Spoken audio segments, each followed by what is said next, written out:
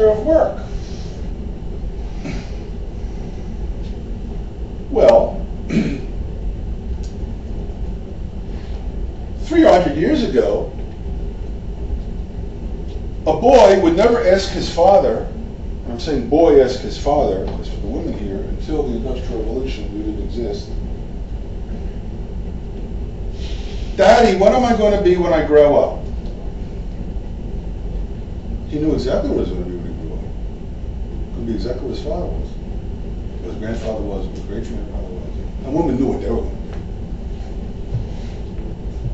It's not even a question.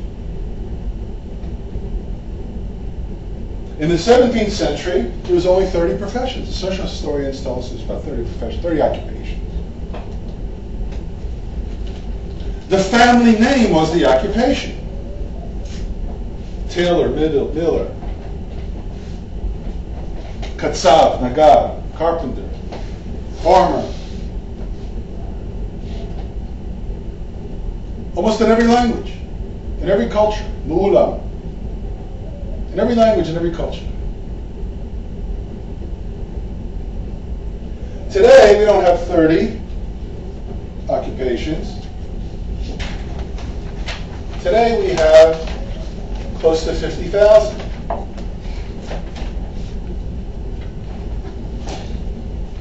Just imagine how many occupations we have because of the internet.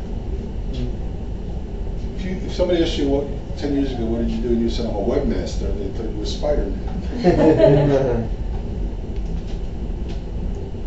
The internet itself has created several thousand professions. And creating them every day. Every day, some profession is dying, and some profession is being born. Every hour. So that means you young people here can expect 5 to 7 career changes in your life, and 15 to 20 job changes. That means you'll work 2 or 3 years, 4 years in place. Why is that important? Because how was I educated? My son, you go to a good university, you get good grades, graduate, you go to work for a big company, you work there 50 years and you get a pension. Right? Forget it. The lifespan of a Fortune 500 company today is 40 years. We don't know if Microsoft's going to make it to 40. As a matter of fact, the way they're relating to Google, I got a feeling they ain't. But maybe they will. I don't know. The average successful business, the lifespan of the average successful business is 11 to 12 years. So what are you talking about? Tenure, kfiyut, snarishkeit. It's one of the reasons the unions are in the toilet. They don't understand this whole new change. When you had a big steel mill and 5,000 people working in the steel mill, 90% doing more or less the same thing, it's easy to unionize. You've got 30 million home businesses in the United States today. You have more home businesses in the United States than you have unionized workers.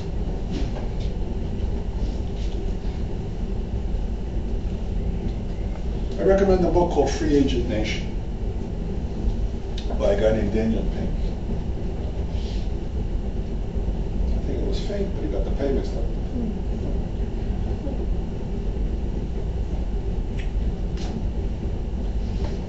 How do you relate to this? What is social justice in this kind of a situation? Everybody in this country talking, oh, agenda ha-chevrati, the social agenda. What the hell does that mean? The most discriminated group of people in Israel, as in the West, are the self-employed. They have no social rights. They don't have sick leave. They don't have vacation time. They don't have unemployment. They live in a Dickinson 19th century, and they're going to be the majority. By the middle of the 21st century, the majority of people working for a living will be self-employed in one way or another. The 20th century will be known as the first and last century in history where most of the people working for a living were salaried. Because in the 19th century, most people were small farmers or merchants or free professions.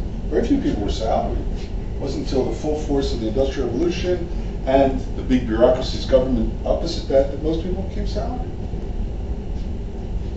So what does even concepts like social justice mean? And then you have what I call the portfolio worker. What is the portfolio worker? Which is the fastest growing class of workers in the world. People are working 3 or 4 or 5 different things at once. Like moi. And a lot of other people I know.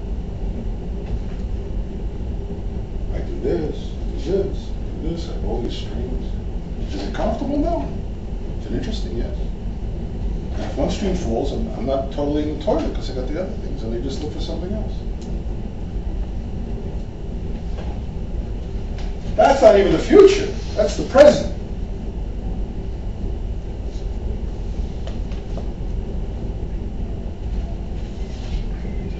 Okay. We said we're going to talk about paradoxes.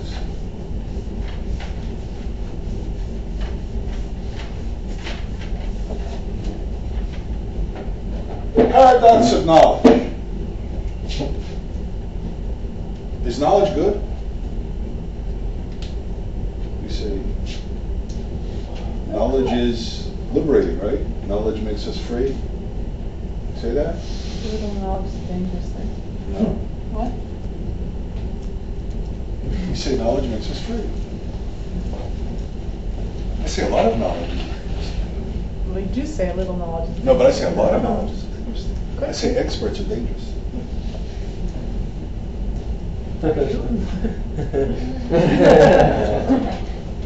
Experts are dangerous. Are you dangerous? I'm not an expert.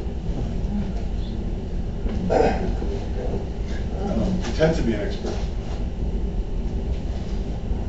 Because we only know what we know. And that sounds pretty stupid to say something like that. We only know what we know. This is what Tsvi knows. There's people that know more than me. There's people that know less than me. There's people that it overlaps. And what do we know? Everything we know from the past. All our knowledge comes from the past. And that's what we know. But we don't live in the past. We live in the future. No, we live in the now. There is no now. Say now. Say now. Then it's already gone. The present is a fiction, like in mathematics, point, you say, point A, point B. These are fictions. They don't have any physicality to them. What is the human being? A human being is this entity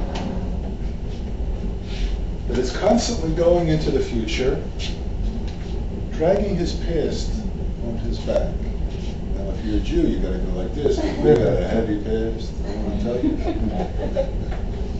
And as we're going into the future and worshiping our past, oh, what a glorious past! Boom! We get a zets from the future. But the country would not have been created without us. True. So what? Nobody cares. The universe doesn't care. You don't have any cosmic credit for your success in the past. But I'll get to that. Nothing fails like success. Remember that phrase. I'm going to get back to it in a minute.